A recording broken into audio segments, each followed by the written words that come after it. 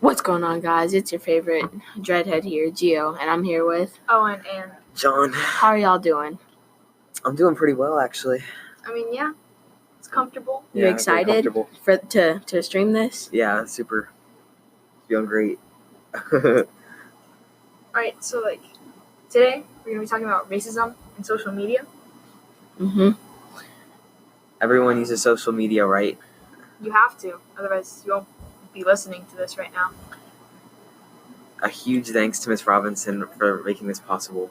Alright, let's explain what racism is.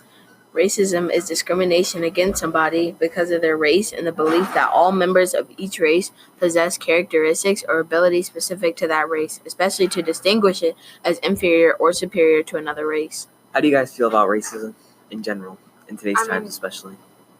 In today's time, some people think about it like it's a light topic, but if you really look at the backstory and the background of where it started, there can be lots of disturbing things to see.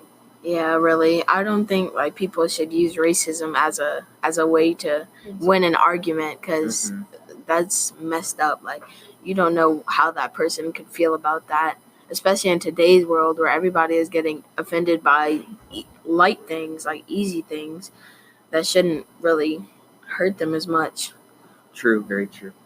But you might be wondering how we got on this topic on social media. I meant racism on social media. So Gio actually found this clip when he was scrolling through YouTube. So explain how you found it. I was just scrolling through YouTube and I was watching random clips, and I saw a clip of Russell Westbrook, the famous basketball player. I saw him do a really cool dunk, and the announcer said he was out of his cotton picking mind. This really surprised me when he was first talking about that because, he's a basketball announcer. He's getting paid to do that. Yeah, he's supposed to be a professional on the topic and stuff. Yeah.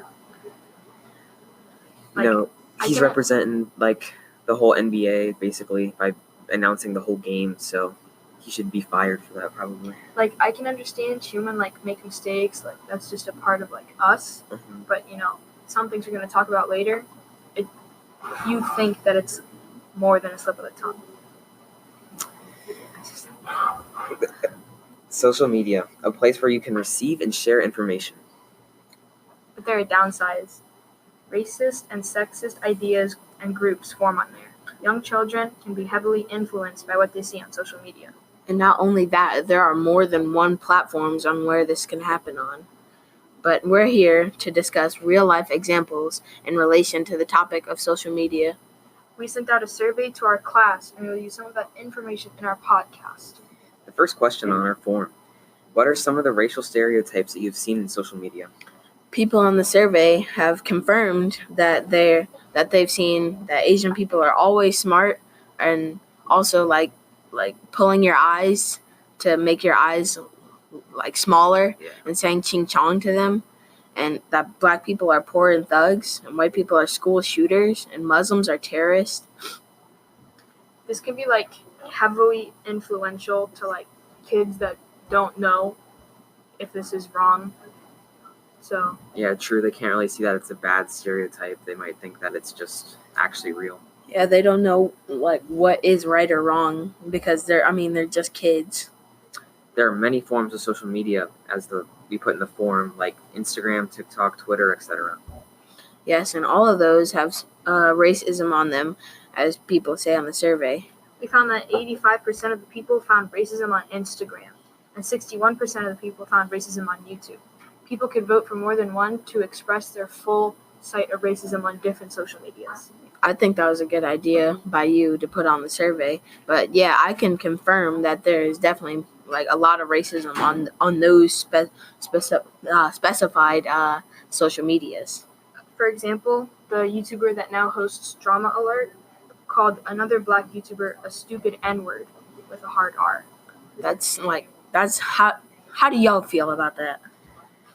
He's supposed to be on a website that broadcasts to many people, especially young kids, and to say that, it's it could be someone that they look up to. They could take influence from that and maybe say it also. Yeah, I agree with what John said about how young children can be influenced on this topic. But the crazier thing is that he doesn't get demonetized, which means that he still gets money from his YouTube videos. That means that like ads running videos on the channel, they don't know. They probably don't know he said the N-word, so they're giving money to someone that said it before. But not only that, there is a really famous YouTuber. I know y'all probably heard of him. His name's PewDiePie. He said the same racial slur that Keemstar did while he was playing a popular video game for a charity live stream. So I know there had to have been kids watching that. Like, I feel like it's even worse that he was doing it for charity and he said it, because that can make him look bad as a creator. And it could also make the charity look bad because they didn't take it down. Yeah, especially since it was a charity live stream, there were tons of people watching, so there were probably many young children watching. Oh, yeah, wasn't there like 30,000 viewers? Yeah, like 30, 40,000. But after his apology video, most people apologized. Not to and said mention, it was okay. not to mention that like both of the people that said it, they're white, and like when white people say the N-word, especially as a joke, like no one's really laughing at you. Like you just sound dumb and ignorant. Really? In the first place. And according to our forum, YouTube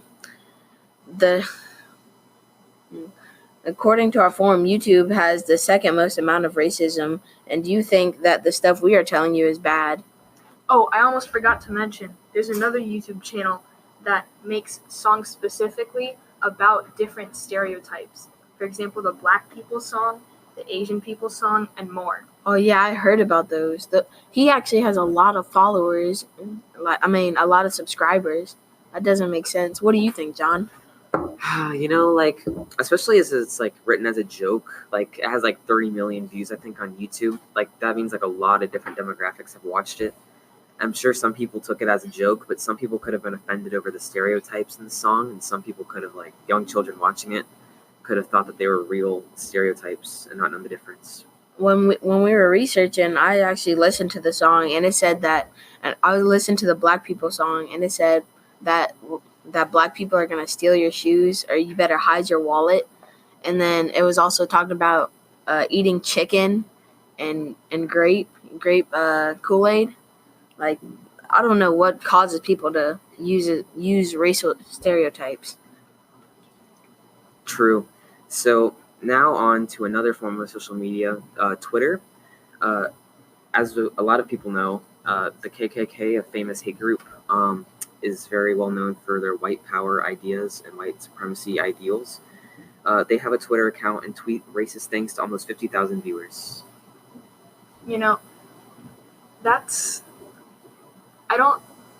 Okay, so Twitter is a place, like you probably know, you can just say random things, but I don't know why they haven't taken down these different tweets. But then again, it's also violating freedom of speech that's set in the Constitution. So I don't know what they should do about this situation. Yeah, it's a tough spot to be in for Twitter, because for Black people that are on Twitter, well, I know there are a ton of Black people on Twitter, but for Black people that see this, and you said it made trending before, right? Yeah, a couple of tweets trended. So for Black people on Twitter, that could be really offensive, but Twitter doesn't want to take them down, because then they'll get a lot of hate from people that support the KKK and the KKK themselves.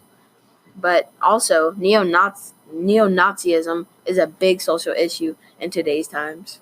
Yeah, like even going back into like World War II and the fascism movement under the Nazism, they're like going back to those ideas, thinking that the white people are better, and that's just been a really old idea. I don't see why you would use such old ideas in today's times. Like, we're almost in a new decade. Yeah.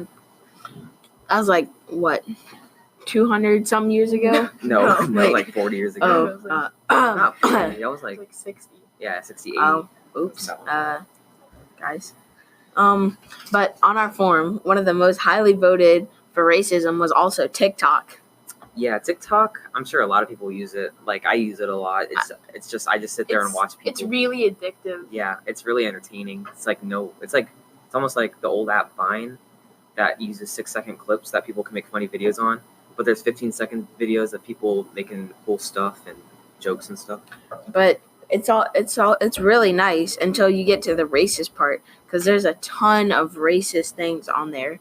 Like, I saw one. It said it it was a stereotype on black people. It was a white guy that recorded this. Mm-hmm. He said that he was talking to his friend Tyrone, and he said, "Where's your dad at?" And because he was trying to roast him, and I mean, it's just a stereotype to think that black people like don't have dads.